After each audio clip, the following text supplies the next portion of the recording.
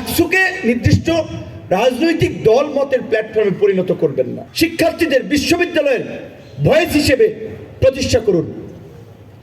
2023 সালের 2 অগস্ট এই ঢাকা বিশ্ববিদ্যালয়ের রাজু ভাস্কর্যের সামনে ছাত্রলীগের জন্তু জানোয়ারের দ্বারা আরো একবার আক্রান্ত হয়েছিলাম। কেন?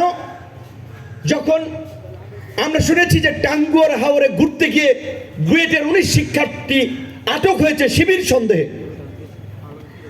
আমরা তাদের রাজনৈতিক পরিচয় খুঁজি নাই, তারা শিবির করে নাকি ছাত্রদল করে নাকি কোন প্ল্যাটফর্ম করে। আমাদের রক্ত টকবক করেছিল যে 19 বুয়েটের মেধাবী শিক্ষার্থী টাঙ্গুয়ার হাওরে ঘুরতে গিয়ে গ্রেপ্তার হবে, তাদের প্রতিবাদ করতে হবে, তাহলে তো বিশ্ববিদ্যালয়ের শিক্ষার্থীরা ভয় চুপসে যাবে। আমরা ঠিকই জীবনের ঝুঁকি নিয়ে এই ঢাকা বিশ্ববিদ্যালয়ে এসেছিলাম প্রতিবাদ করার জন্য।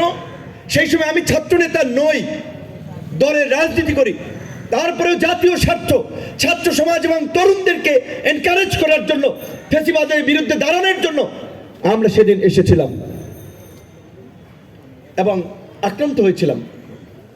তো আমরা 2018 থেকে এই 24-এর গণ অভ্যুত্থান পর্যন্ত ছাত্র নেতা হিসেবে, তরুণদের প্রতিনিধি হিসেবে আমাদের উপরে যে আন্দোলন সংগ্রাম, তার যে একটা ঐতিহাসিক দায়িত্ব আমাদের উপর ছিল, আমরা সেটা পালন করেছি। কিন্তু জুলাই গণ অভ্যুত্থান থেকে আমাদের যারা পরিচিত ছাত্র নেতৃবৃন্দ, তারা জাতির সাথে প্রতারণা করেছেন। অনেকে তাদের উপরে যে ঐতিহাসিক দায়িত্ব পড়েছিল, সেই দায়িত্ব তারা পালন করতে পারেন নাই। তাদেরকে কেন্দ্র করে যে একটা জাতি ঐক্যবদ্ধ হয়েছিল, নতুন বাংলাদেশের স্বপ্ন দেখেছিল, সেটি তারা পারেন নাই। যার কারণে আমাদের সংগ্রামী সহযোদ্ধা হাদিকে এইভাবে মৃত্যুবরণ করতে হয়েছে। এই মাগরিবের সময় অবশ্যই বলতে হয়, এই হাদির মতো সম্মানজনক মৃত্যু, যে মৃত্যুতে বা যার জন্য লাখো লাখো মানুষ, কোটি কোটি মানুষ দোয়া করবে, আমরা এমন মৃত্যুই প্রত্যাশা করি।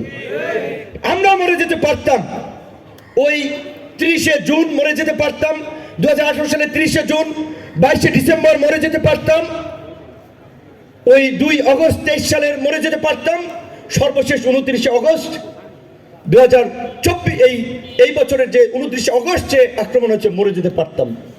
আল্লাহ বাঁচিয়ে রেখেছেন, আল্লাহর প্রতি শুকরিয়া। আজকে হাদিকে কেন মৃত্যুবরণ করতে হলো? আদিব যেটা বলেছিল, এই রাজনীতি বাহিনী, এই দূরদর্শিতা, আমরা বুঝতে পারছি না হাদির উপরে আক্রমণ ব্যক্তি হাদির উপরে নয়, এটি আধিপত্যবাদ এবং আগ্রাসন বিরোধী তরুণদের যে আপসীন লড়াই, এই লড়াইকে স্তব্ধ করে দেওয়ার আন্দোলন। কারণ এই লড়াই রাজনৈতিক জাতীয় নেতৃবৃন্দের লড়াই নয়। আমাদের রাজনৈতিক নেতৃবৃন্দ, রাজনৈতিক দলগুলো ক্ষমতায় যাওয়ার জন্য আধিপত্যবাদী শক্তির সাথে আপোষ করছে। আগ্রাসনকে তারা অতীতেও মেনে নিয়েছিল, আগামীতে হয়তো মেনে নেবে, যদি এই তরুণরা রাজনীতিতে না থাকে। কাজেই তরুণদেরকে রাজনীতিতে প্রাসঙ্গিক থাকতে হবে, নেতৃত্বে থাকতে হবে। আগামী যে জাতীয় সংসদ নির্বাচন হচ্ছে, অবশ্যই আমি মনে করি এই ঐতিহাসিক পার্লামেন্ট, যেই পার্লামেন্টে জুলাইয়ের আকাঙ্ক্ষার ভিত্তিতে জুলাই জাতীয় সনদ নিয়ে আলোচনা হবে, ওই সনদ বাস্তবায়নের মাধ্যমে নতুন বাংলাদেশের যাত্রা হবে। এই সংসদে এই গণ অভ্যুত্থানের তরুণদেরকে প্রতিনিধিত্ব করতে হবে। তাই আমি দেশবাসীকে বলবো, যেখান থেকে যেই তরুণরা দাঁড়াচ্ছে, সেই তরুণদেরকে সমর্থন করতে হবে। যুদ্ধের ময়দানে তরুণরা লড়াই করবে, পরবর্তীতে সুবিধা ভোগ করবে সুবিধাভোগীরা, এইটা হতে পারে না। এই ঢাকা বিশ্ববিদ্যালয়ে আমাদের আন্দোলনের পর অনেক শিক্ষকরা ডিন হয়েছেন, উপাচার্য হয়েছেন, বিভিন্ন দায়িত্ব পেয়েছেন। কিন্তু 2019 সালের 22শে ডিসেম্বর এই ডাকসুতে যখন আমরা আক্রান্ত হয়েছিলাম, সেই দিন কয়েকজন শিক্ষক আমাদের জন্য সংহতি রেখেছিলেন। 2018 সালের যে আন্দোলনকে কেন্দ্র করে আজকের গণ অভ্যুত্থান, সেই কুসংস্কার আন্দোলন করতে গিয়ে ওই লাইব্রেরির সামনে যখন কুকুরের মতো মার খাচ্ছিলাম, কয়েকজন শিক্ষক আমাদের পাশে দাঁড়িয়েছিলেন। কাজে এই বিশ্ববিদ্যালয়কে নিয়ে আমরা গর্ব করি, এই বিশ্ববিদ্যালয়ের ছাত্রদের নিয়ে আমরা গর্ব করি। আবার এই বিশ্ববিদ্যালয়ের অনেক নিন্দিত ঘটনা আছে, এই বিশ্ববিদ্যালয়ের শিক্ষকদের যেমন অহংকারের অনেক ঘটনা আছে, লজ্জিত হওয়ার অনেক উদাহরণ আছে। 2018 সালের ভোট ডাকাতি নির্বাচনকে 1100 শিক্ষক বিবৃতি দিয়ে বৈধতা দিয়েছিল, আপনাদের মনে আছে। কাজে সেই ফ্যাসিবাদের দোষর হিসেবে যারা অবশ্যই বিশ্ববিদ্যালয়ে আছেন, তাদের আমি মনে করি অনেক আগেই বিতাড়িত হওয়া দরকার ছিল।